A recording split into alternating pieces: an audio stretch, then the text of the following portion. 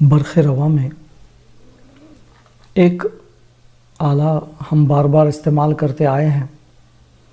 ये आला हमने हर जगह जहाँ मीटर ब्रिज भी इस्तेमाल किया वहाँ भी इस्तेमाल हुआ, तो हमने गैल्वेनोमीटर ये आले का नाम लिया और आगे भी जो है हम इसका इस्तेमाल करने वाले हैं। यहाँ मुख्तसर में गैल्वेनोमीटर असल में होता कैसे है और इसका क्या काम है वो हम यहाँ पर देखेंगे, क्योंकि इसके बाद हमको इसके आगे की कुछ अहम इसके इस्तेमाल भी देखने हैं। तो देखिए, गैल्वेनोमीटर ये एक बरक़ी मैकेनिकी आला है। बरक़ी मैकेनिकी आला यानी यहाँ पर होता यह है कि जब यहाँ पर देखिए एक N और S जो लिखा है, ये असल में एक हॉर्सशू मैग्नेट है, घूर्णन मकनातीस। इसका ये नॉर्थ और ये साउथ पोल है और ये यहाँ पर ये पोल थोड़े से कर्व है, ठीक है। अब इसका मतलब है कि ये इन दो खुतबैन के दरमियान यहाँ पर एक मकनातीसी मैदान बना हुआ है। इन खुतबैन की वजह से ये परमानेंट मैग्नेट है। अब इसके बीच में ये जो लग रहा है ये आयरन कोर है। आयरन कोर यानी लोहे का गुदा है, यानी कि एक लोहे का सिलेंडर है, ठीक है। और इसके ऊपर एक फ्रेम है। ये फ्रेम असल में ये जो आयरन कोर है इसके कांटेक्ट में नहीं है, वो मुअल्लक़ है। अब ये मुअल्लक़ रहने के लिए, इस फ्रेम को मुअल्लक़ रहने के लिए एक ऊपर स्प्रिंग लगा है और एक नीचे स्प्रिंग लगा है। तो इसको ऊपर और नीचे ऐसे जो है दो स्प्रिंग लगाकर बीच में इसको मुअल्लक़ रखते हैं और इस फ्रेम के ऊपर एक हाजिर तार, यानी जिसके ऊपर इंसुलेशन लगा हुआ है, ऐसा तार वाइंड किया हुआ है, लपेटा हुआ है, इसको हम कॉइल कहते हैं।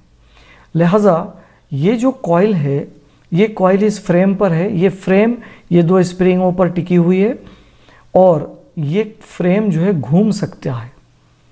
तो होता क्या है कि इस फ्रेम के ऊपर ये लपेटी हुई जो स्प्रिंग है, ये जो कॉइल है, इस कॉइल का एक सिरा और नीचे से आकर दूसरा सिरा, ऐसे दो सिरे जो यहाँ बताए हुए नहीं हैं, उनसे अगर बरक़ीरो गुज़रती है तो ये जो कॉइल है फ्रेम के साथ लपेटी हुई, बहुत ही हल्की कॉइल है और ये कॉइल डिफ्लेक्ट होती है, मुनहरिफ होती है, इसमें इन्हिराफ होता है।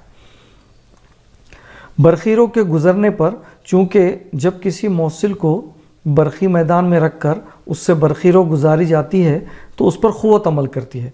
लिहाजा ये जो फ्रेम है, इस फ्रेम में जो ये लच्छी लपेटी हुई है, इससे बरक़ीरो जब गुज़रती है और ये दो मकनातीसी खुतबैन के बीच में ये लच्छी रखी हुई है, तो उसकी वजह से क्या होता है, इस लच्छी पर एक जुफ्त अमल करता है, गर्दिश अमल करता है, जिससे ये डिफ्लेक्ट होती है, घूमती है। घूमने का मतलब यहाँ पर पूरा घूमना नहीं है, घूमने का मतलब है उसमें इन्हिराफ आता है। और ये जो दो स्प्रिंग है, ये स्प्रिंग उसके घुमाव को कंट्रोल करते हैं। जितना रोज़ ज़्यादा गुजरेगी इसमें उतना थोड़ा सा घुमाव बढ़कर आएगा। अब इसकी पहचान के लिए एक पॉइंटर, एक नुमाइंदा जो है, ये इस फ्रेम के साथ लगा हुआ है और यहाँ पर एक स्केल होगी जिस पर ये पॉइंटर घूमेगा। ऐसा ये अरेंजमेंट है, इसको हम गैल्वेनोमीटर कहते हैं, ठीक है। तो इस गैल्वेनोमीटर की खासियत ये है कि ये बहुत सेंसिटिव होता है, इसकी बहुत हसास आला है। चंद ही माइक्रो एम्पियर करंट अगर उससे लच्छी से गुजरता है तो उसमें इन्हिराफ दिखना शुरू हो जाता है। यानी ये एक इंडिकेटर का काम करता है, करंट इंडिकेटर का काम करता है। करंट पास हो रहा है या नहीं हो रहा है, इस चीज़ को बताने का ये काम ख़ास तौर पर करता है। ये ऐसा है कि जैसे जैसे करंट बढ़ेगा वैसे वैसे ये डिफ्लेक्शन बढ़ाता है। यानी करंट इज़ डायरेक्टली प्रोपोर्शनल, इसका मतलब है कि deflection is directly proportional to the current flowing through the coil. इस कॉइल से गुजरने वाली, इस लच्छी से गुजरने वाली रो के रास्त तनासुब में डिफ्लेक्शन होता, या जिसको हम इन्हिराफ है, वो बढ़ता जाता है। आम तौर पर ये जो कॉइल इस्तेमाल होती है उसकी जो मज़ाहमत है तकरीबन ये 100 ओम, 50 ओम से 100 ओम के दरमियान में होती है और इस लच्छी से बरक़ीरों के गुज़रने की गुंजाइश यहाँ लफ्ज़ गुंजाइश इसलिए कहा गया कि इससे ज़्यादा बरखी रो गुजारने पर ये लच्छी डैमेज हो सकती है और ये डिफ्लेक्शन भी जो है इसका स्केल के बाहर जा सकता है। तो इसकी जो गुंजाइश है वो बहुत कम है, 1 मिली एम्पियर पर वो तकरीबन पूरा इन्हिराफ बता देती है, फुल स्केल डिफ्लेक्शन बता देती है। इतने कम बरखी रो पर ये फुल स्केल डिफ्लेक्शन देती है, बहुत हसास होती है और इसकी मज़ाहमत तकरीबन 50 से 100 ओम के दरमियान होती है। तो ये जो गैल्वेनोमीटर आज तक हम कहते आए हैं, असल में ये गैल्वेनोमीटर हमारे इस काम आता है कि वो इंडिकेटर होता है बरखी रो गुजर रही है या नहीं गुजर रही इसका।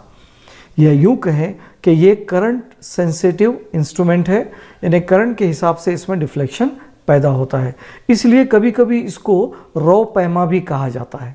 गैल्वेनोमीटर को हम जो है रॉ पैमा भी कह सकते हैं कि ये ज़्यादा से ज़्यादा 1 मिली एम्पियर रॉ तक की पैमाइश कर सकता है, यानी 1 मिली एम्पियर पर ये चूँकि फुल स्केल डिफ्लेक्शन बताता है समझिए। वैसे तो उससे कम पे भी ये बता देता है कभी कभी, तो इसकी क्योंकि ये बहुत हसास होता है, यानी ये हम यूँ कह सकते हैं कि हम इसे बरखी रो की पैमाइश के लिए भी इस्तेमाल कर सकते हैं। इसलिए कभी कभी गैल्वेनोमीटर को लफ्ज़ रॉ पैमा भी हम इस्तेमाल करते हैं। उम्मीद है कि ये आपके समझ में आया होगा, क्योंकि हम अब इसका इस्तेमाल बतौर एक एमीटर और बतौर वोल्ट मीटर करने वाले हैं।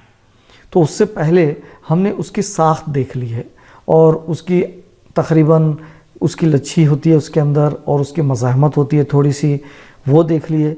और ये तकरीबन 1 मिली एम्पियर या इससे कुछ कम पर ही मुकम्मल इन्हिराफ दे देता है, या इसकी गुंजाइश ही इतनी कम होती है, ये भी हमने यहाँ पर देख लिए हैं। तो उम्मीद है कि आपके समझ में आया होगा।